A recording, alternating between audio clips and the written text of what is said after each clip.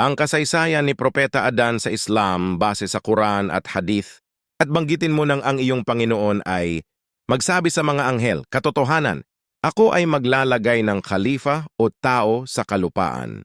Sila ay nagsabi, ikaw ba ay maglalagay doon nang umangtong magsisigawan ng katiwalian at magpapadanak ng dugo at samantalang kami ay lumuluwalhati sa iyong mga papuri at kami ay nagbubunyi sa iyong kabanalan?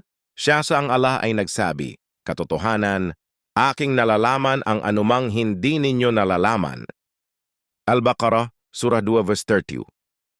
Si Abi Musa al-Sha'aray ay nagsalaysay na si Propeta Muhammad sumakanya ang kapayapaan ay nagsabi, nilikha ng Allah si Adan mula sa isang dakot na alabok na kinuha mula sa iba't ibang lupain, kaya ang mga anak ni Adan ay nilikha ayon sa sangkap ng lupa ng paglikha.